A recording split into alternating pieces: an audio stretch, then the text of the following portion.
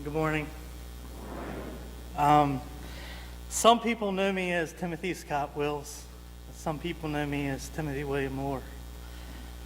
They're one and the same person. Obviously, it's me. But when I was Scott Wills, Timothy Scott Wills, I went through a dreadful, disruptive, abusive,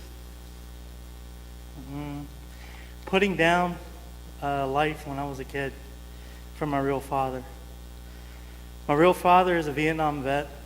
He came back from the war and he started having kids. We all lived in the back of a pickup truck, moving state to state, living town to town. I was born in Jacksonville, Florida. My older sister was born in Lynchburg, Virginia. My older brother was born in Tampa Bay, Florida, and my younger sister was born in Waynesboro, Virginia. I spent most of my life in Virginia, in Waynesboro. But as a kid, coming home from school, we didn't know if we were going to get something thrown at us as soon as we walked in the door, or we didn't know if Dad was going to finally say, "I'm done," and murder every single one of us. We were sexually abused by my father's girlfriend's ex-boyfriend. We went through torment and pain. The one thing that I do remember as growing up, we used to have to stand at attention in front of a wall with our hands and feet bounded, and we had to hold a quarter to the wall. If the quarter would have dropped, Dad was standing right there with anything he had in his hands to beat us with it. But at the age of 7, I think it was, we finally got fed up with it. We went to our local school that we were going to, and we reported it, and they came and investigated, the state of Virginia did, and the outcome was us getting yanked from my father and put in foster care. When we were in foster care, my 2 sisters went to one home, and me and my older brother went to another.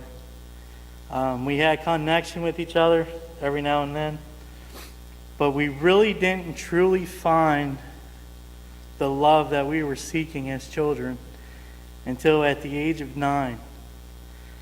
My aunt that lives in Virginia, she was my social worker at the time. You guys probably know him as CYS, but back then it was called Social Services. She introduced us to her sister and her husband, Sally and Dennis Lohr. Dennis is a pastor at the Palmyra Church of the Brethren. He was a pastor when I was 9 years old. And I remember them putting me in summer camp that year, and I went to summer camp like any other kid, had a great time, and Mom picked me up, my new mom picked me up, and on the way home, she looked at me and she said, "We had a court hearing while you were at camp for custody of you 4, and the judge fell asleep during the court case and granted full custody back to my real father." So I cried, I bawled. I didn't want to go back.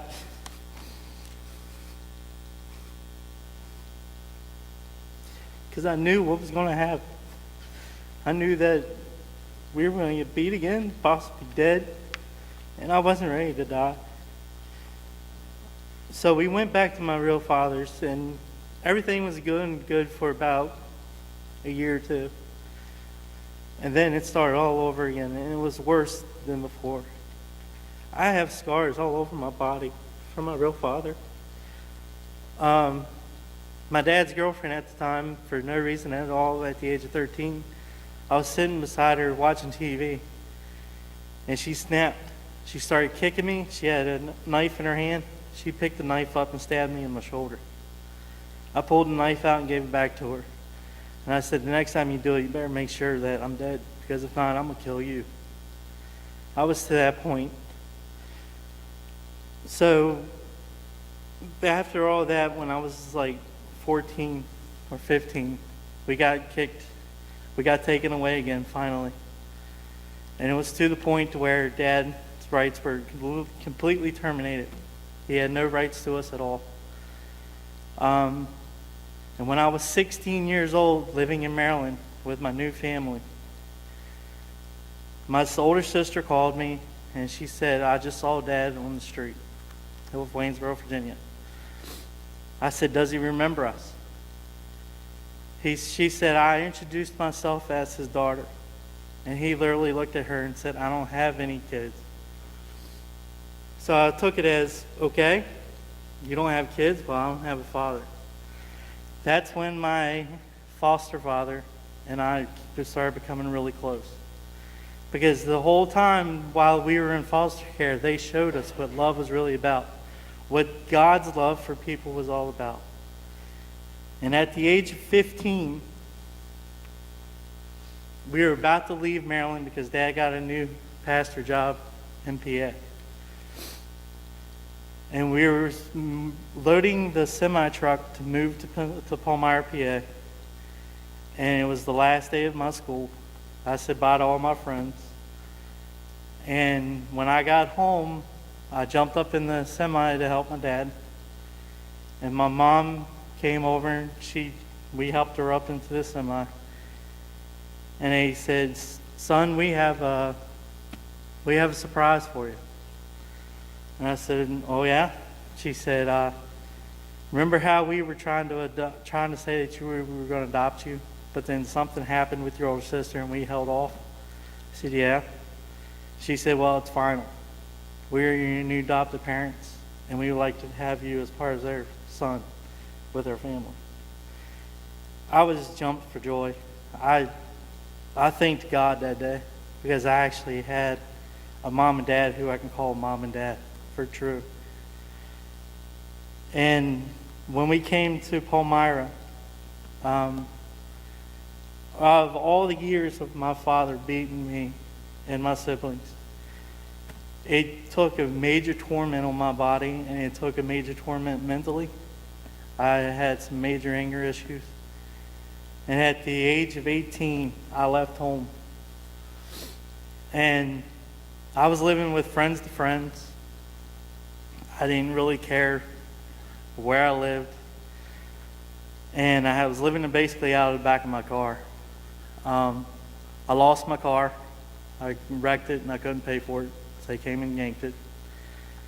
And it was the final step for me to find what Jesus is really about. I left home when I was 18. Me and my parents got into a major fight. I didn't talk to them for a long period of time. And it got to the point where it was a cold day like it was this past week. And I walked to my dad's house and I said, Dad, can I stay with you? I was basically living on the street at the age of 18.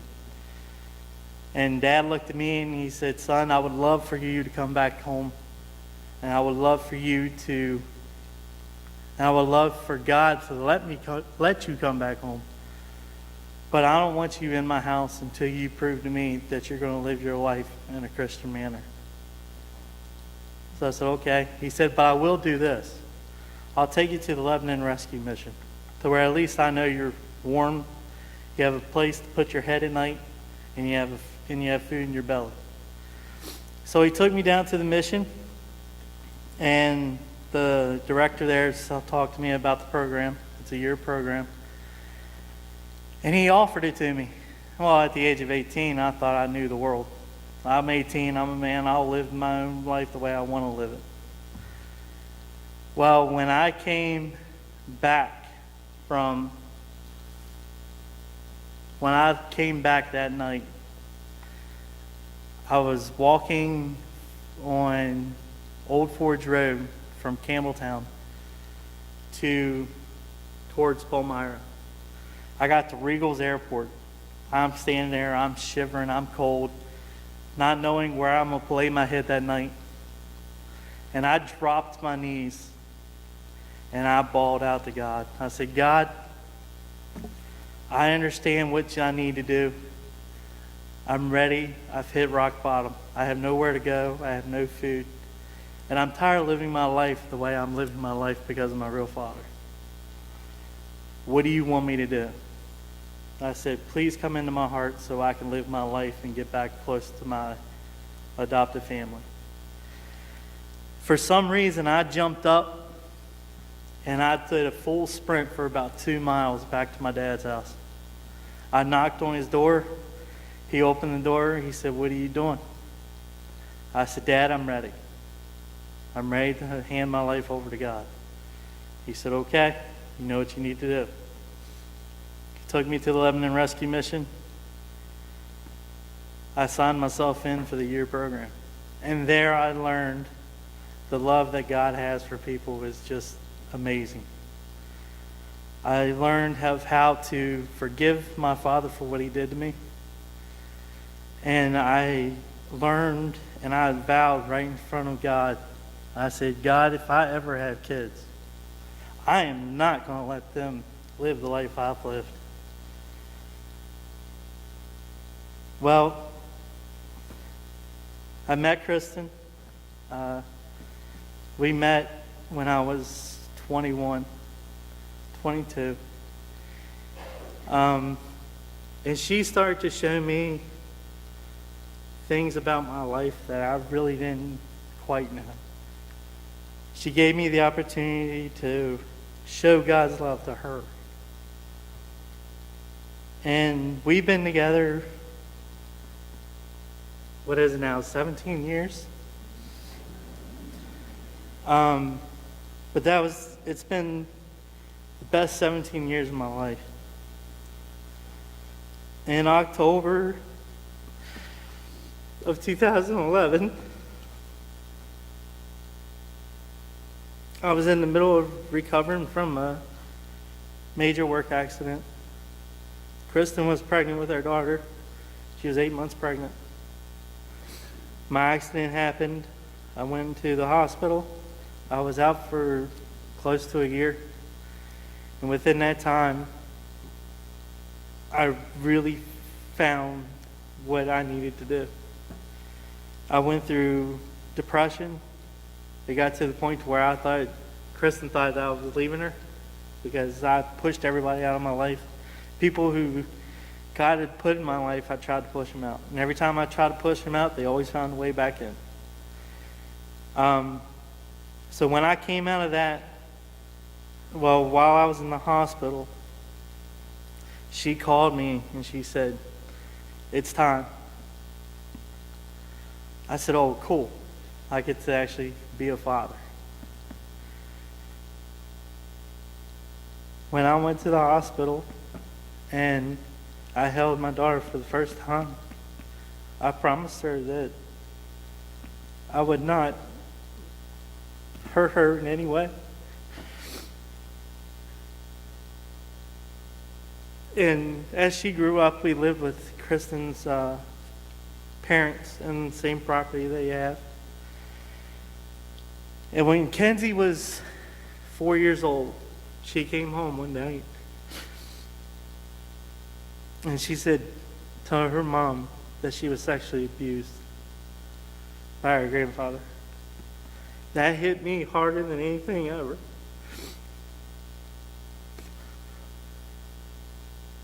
I have a rifle and I was loading it up. Kristen came out and she grabbed it out of my hand and she said, don't do it because you're going to go as low as he is. And you're not going to be around for your kid. So I let it go for 2 years. I fought that. I wanted to end it right then and there for 2 years straight. But thanks to Keith, Amy, the McKellips, and God, they all helped me get through that. And to this day, Keith still tells me that he is so impressed on how I didn't go back to my old way and say, you know what, I'm going to take the law in my own hands. And then to this day, that little girl, she is my heart. She had a girl in her class just recently. They've been bickering and arguing back and forth. And one day this little girl wrote Kenzie a note and said, "I hate you," and gave it to her. Kenzie then turned around and wrote back on that note, "Well, I love you." Right then and there, when I read that note, I was like, okay, God, I know what I need to do. I need to protect her. I need to keep following you, because without you, I wouldn't have the things I have today. And I wouldn't have a church family that I could come play softball. I take that softball team to my heart. Keith and Amy, they're like brother and sister to me. And Lonnie and Anne Marie, I'll do anything for them. But I'm here to say, if I can get through all of that with God's help, why can't we go out and show God's love to somebody else to where they can get the help that I got? That's all I have to say.